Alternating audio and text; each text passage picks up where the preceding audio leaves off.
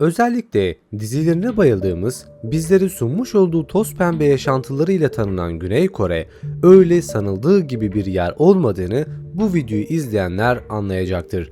Zira ülkede ırkçılıktan tutun, sapkınlık ve aşırı stresten dolayı dünyada en çok intihar eden ülkeler sıralamasında zirveleri oynamakta. Peki bu Güney Kore hakkında neden bu olumsuz bilgilere rağmen en gelişmiş ülkeler sıralamasında? Çünkü dünyanın en IQ'su yüksek insanları burada yaşıyor. Dünyanın en büyük teknoloji devleri burada üretim yapıyor. Mikroçip teknolojisinin başında bu ülke geliyor. Robotların birçok alanda yer aldığı hırslı ve azimli bir millet. Hal böyle olunca da hem iyi yanları hem de kötü yanları birbirini götürüyor diyelim. Lafı fazla uzatmadan devam edelim ve bu ülkenin kapsamlı bilgisine erişelim. Tarihi milattan önce 3000'li yıllarına dayanan Güney Kore, hızlı gelişen ekonomisi günümüzde özellikle bilişim teknolojileri endüstrisine, inovasyon alanındaki yatırımlarına ve yazılım sektöründeki başarılarına borçludur. Tüketici elektroniğinde küresel bir lider olarak kabul edilir. Ülke, telekomünikasyon, motorlu taşıtlar, bilgisayar ve gemi yapımı gibi alanlarda Çin, Amerika, Japonya gibi ülkelerle ortaklıklara sahiptir. Ayrıca bugün G20 ve OECD üyesi olan Güney Kore, Tayvan, Singapur ve Hong Kong ile birlikte ekonomik kalkınma gösteren 4 Asya kaplanından biridir.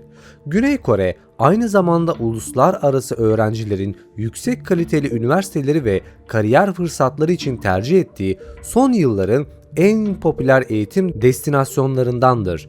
Okur yazarlık oranının %90'lara ulaştığı ülkede hükümet tarafından desteklenen eğitim kurumları yabancı öğrencileri Güney Kore'ye çekmek için burs ve kredi imkanları sunmaktadır.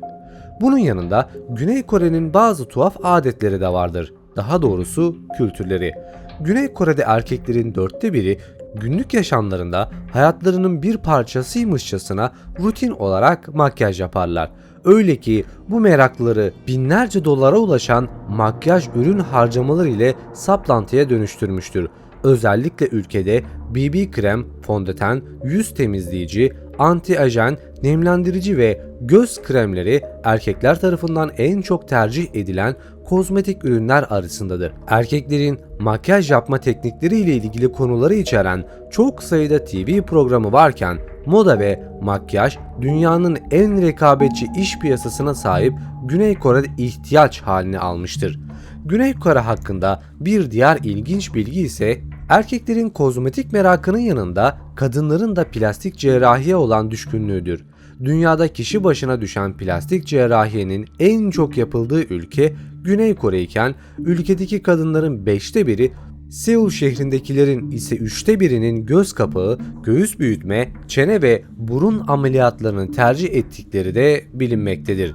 Güney Kore bugün yüksek teknolojisine, gelişen ekonomisine, eğitim ve sağlık konularındaki hızlı ilerleme raporlarına rağmen WHO Dünya Sağlık Örgütü tarafından yapılan araştırmalarda dünyanın en çok intihar oranına sahip 3. ülkesi durumundadır ve son 15 yılda bu oran giderek artan bir hal almıştır.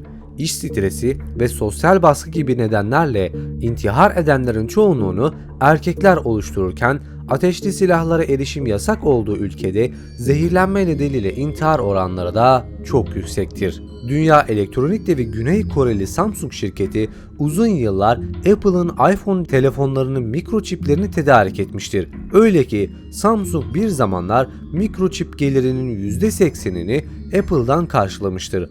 Günümüzde de bataryalar, işlemciler, ekranlar, flash diskler gibi çoğu iPhone üretiminde kullanılan parçalar Samsung tarafından karşılanmaktadır.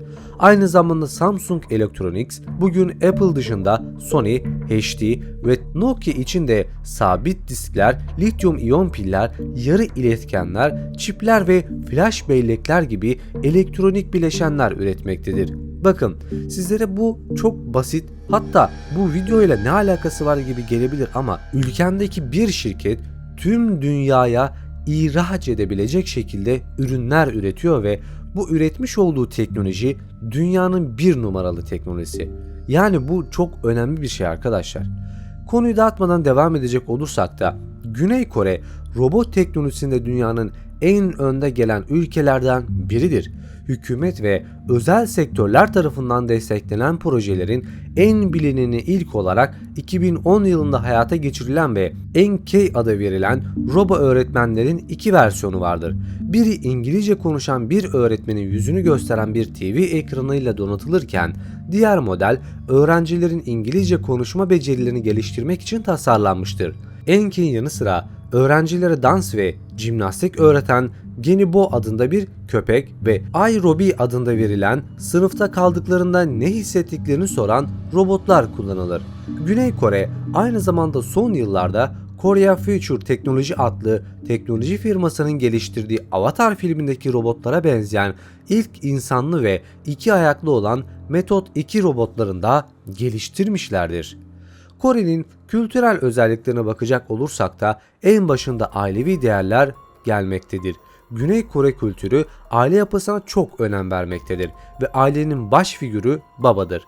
Güney Kore kültüründe hiyerarşik yapıya inanılır ve çocuklar ebeveynlerine saygı göstermeleri, onlara yardım etmelidir. Konfüçyanizm, Budizm ve Hristiyanlık Güney Kore'nin 3. ana dinlerinden ve Budizm en fazla takip edilen inanıştır. Budizm, Kore yaşam tarzı, kültür ve sanatında ciddi etkilere de sahiptir. Kutlamaların Kore kültüründe önemli bir yeri de bulunmaktadır. Kore kültüründeki kutlama ve festivallerin büyük çoğunluğu hasat ve aile ile ilgilidir. Hershey adı verilen soğuk yemek festivali tarım sezonunun başlangıcını da işaret etmektedir. Şimdi gelelim en önemli kısma.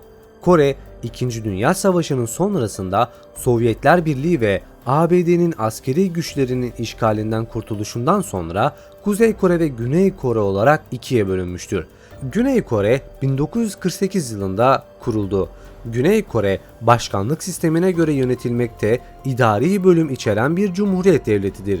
Gelişmiş ülke statüsüne yer alan ülkede yaş standartları da oldukça yüksek seviyededir. Birleşmiş Milletler, Dünya Ticaret Örgütü, OECD ve G20 kurullarına üye olan Güney Kore, bunların yanında APEC ve Doğu Asya Zirvesi'nin kurucu üyelerindendir. Dünyanın önde gelen markalarının kurucu ülkesi konumundadır. Samsung, LG, Hyundai ve Kia gibi teknoloji ve otomotiv şirketlerinin en başında gelendir. Bunun yanında IQ'su en yüksek orana sahip ülkelerden biridir. Amerika kıtası ve Avrupa ülkelerine göre Güney Kore'nin suç oranı oldukça düşüktür. Büyük şehirlerde dahil olmak üzere geç saatlerde sokaklarda yürümek oldukça güvenlidir. Bakın arkadaşlar, bizler Türkiye Cumhuriyeti'ni 1923'te bağımsızlığını kazandırabildik. Adamlar bizden 23 yıl sonra bağımsızlığını kazandırmış ve şu an dünyanın en ileri gelenlerindendir. Demek ki biz bu zamana kadar, yani aradan geçen 100 yılın ardından bir şeyleri hala ki yanlış yapıyoruz ki böyle yerimize sekmeye devam ediyoruz. Bence bir oturup düşünmemizde büyük fayda var arkadaşlar. Eğer buraya kadar izlediyseniz videoyu beğenmişsiniz demektir. Kanalıma abone olabilir, videoyu beğenebilir ve yorumlarda fikirlerini belirtebilirsin. Bir sonraki videoda görüşmek dileğiyle. Kendinize iyi bakın, hoşça kalın.